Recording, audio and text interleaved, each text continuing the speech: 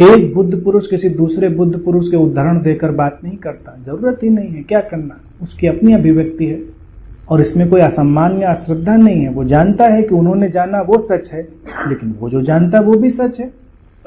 उसके देश काल के हिसाब से अंतर पड़ता है।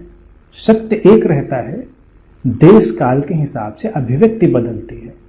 जब जोर इस बात पर हो जाता है कि अभिव्यक्ति एक जैसी हो तो सत्य फिर नष्ट हो जाता है। अभिव्यक्ति एक जैसी कभी नहीं होगी। कपिल, अष्टावक्र और जे कृष्णमूर्ति एक ही बात कह रहे, अलग अलग कालखंड में हुए, लेकिन सबकी अभिव्यक्तियां बिल्कुल अलग हैं, अनूठी हैं, कोई एक दूसरे से मिलते नहीं। कोई नहीं कह सकते कि वो एक दूसरे की बात करें, लेकिन वो एक ही ढंग, एक ही तरीका। इसी तरह से होता है। अध्यात्म में कोई समन्वय नहीं होना है। समन्वय एक छद्म संतोष की धारणा है कि वही बात मैं भी कह रहा हूं, वही बात तुम भी कह रहे हो, वही है बात, सब संतुष्ट हो गए। और कभी हो कि नहीं, ये बात वो नहीं है जो तुम कह रहे हो, कोई और बात है। बुद्ध न हुए होते अगर उन्होंने स्वीकार कर लिया होता जो कहा जा रहा था, सब अंतिम सत्य की ही बात कह रहे थे।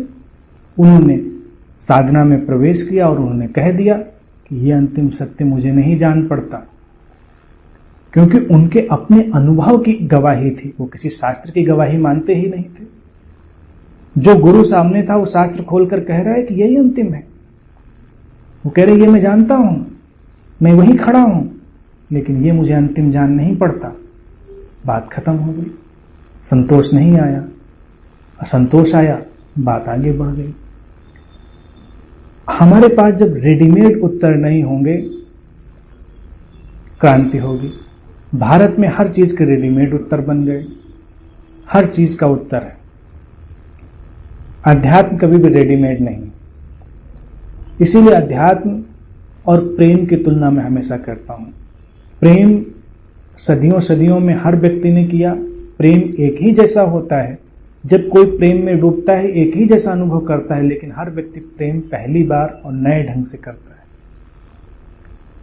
कोई किसी पुराने प्रेमी की थीसिस साथ में लेकर नहीं घूमता, उसके उदाहरण और उसका आचार व्यवहार, उसका कर्मकांड भी नहीं दोहराता।